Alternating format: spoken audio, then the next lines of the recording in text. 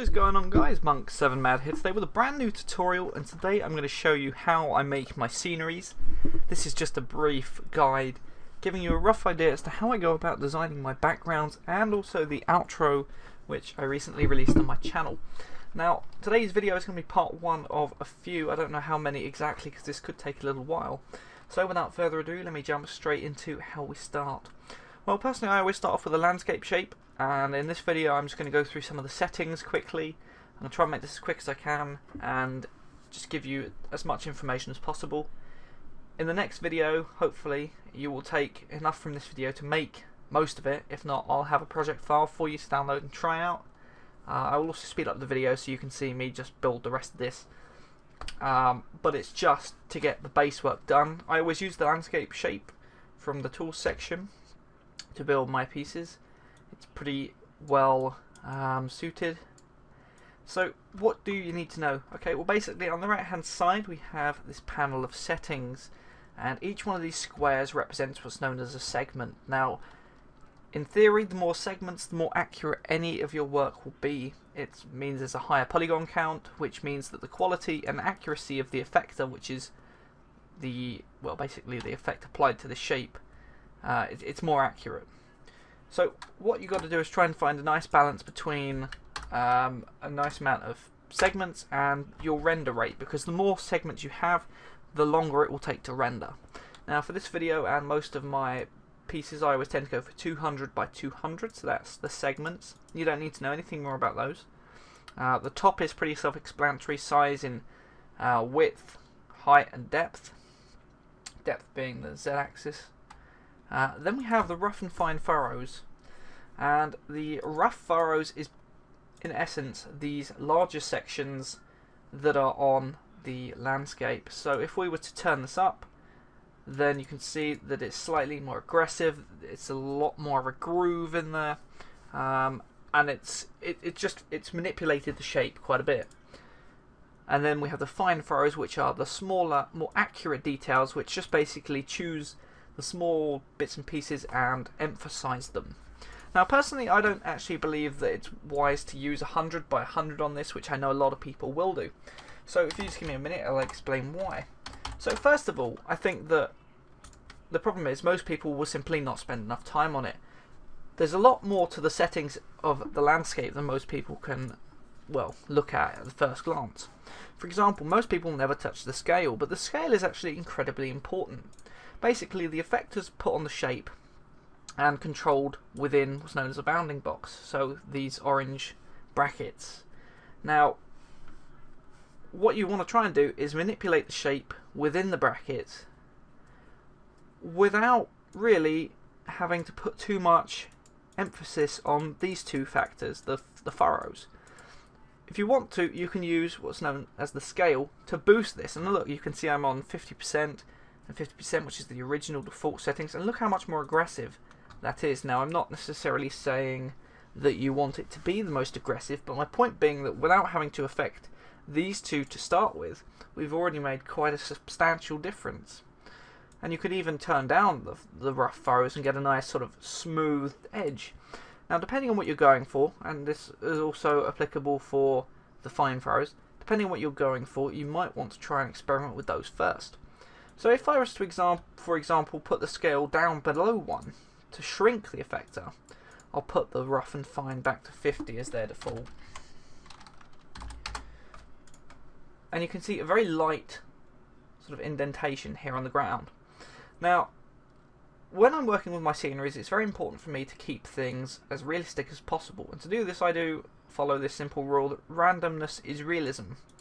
In that whenever I have multiple bits of landscape objects, I'm not just having the same one copy and pasted, I'm making a new one every time.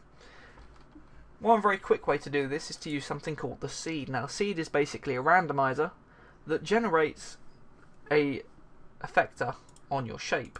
If I turn the scale back to 1 so you can see this slightly more accurately.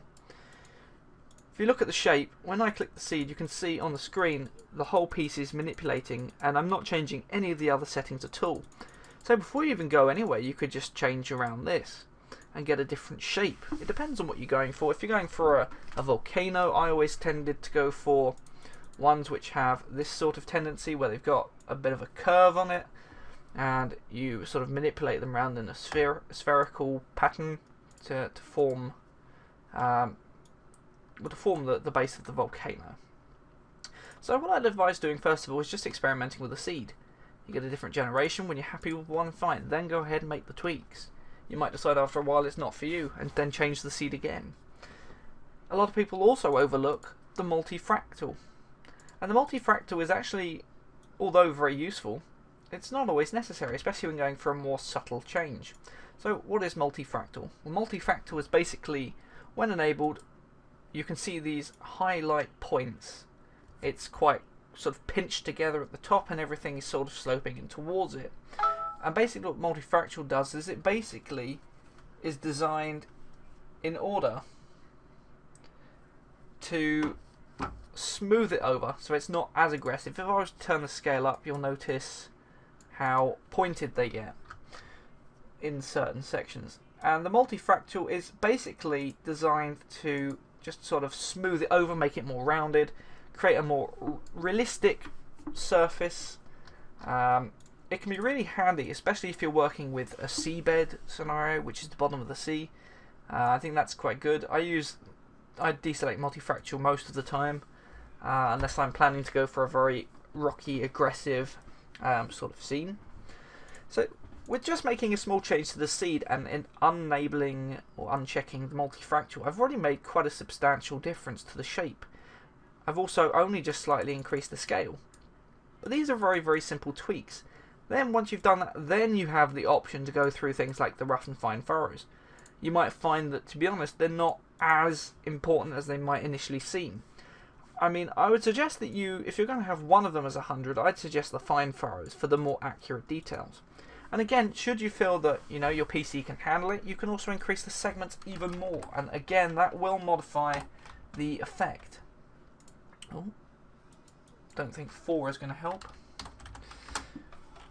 So that's going to make it more accurate, and it's also going to make all of the small indentations slightly more impressive. You can see the render slowly is slowing down, but look at the difference between something like that and if I was just to go back and just randomly choose another landscape. So a side-by-side comparison, you can see there's quite a big difference. I'm not exactly saying you should have the fine furrows at 100 all the time. I'm just simply saying that you should experiment. Lastly, I'm going to go on to talking about the plateau and the sea level. So what are they? Well, first of all, if I start with the sea level is basically a point where it chooses the sort of the dipped sections of the landscape, and it basically emphasizes them. So at the moment you can see here the rockery is almost sloping down here to this little pit, and by enabling the sea level, by turning it up, you can see that the shapes are sinking more into the ground. And that's the whole point, is that this base is attached to the floor. So the shapes are sinking straight into it. And by turning it up, oh, sorry, not the seed, changed the wrong one there. And by changing the sea level, you can sink it more or less. Again, it's a case of finding a compromise between what you like. You might find something like this and then decide to build around it, and then you've got a nice middle point here for volcanic lava. So that's all very, very helpful. But what is the plateau level? Well, the plateau is basically, earlier on when I mentioned the bounding box. So you can see here we've got the sort of the constraints on the shape. And the plateau basically is making sure that the effector stays within the boundaries of the box. So if I turn the plateau down, so making it less likely that the shape remains entirely within the box, what will happen is the size of the shape will increase, and where the shape goes outside of the bounding box, it'll cut off in a direct flat line. So you might wonder, why is this important? Well, to some extent it's not, but it's also very, very clever if you're trying to do certain effects. I mean, it's quite interesting, it's quite unique, it's quite different, not very many people do it.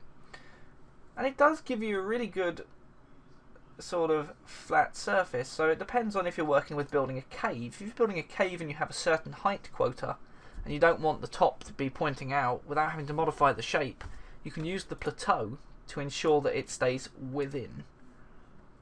But that's just an example of its use.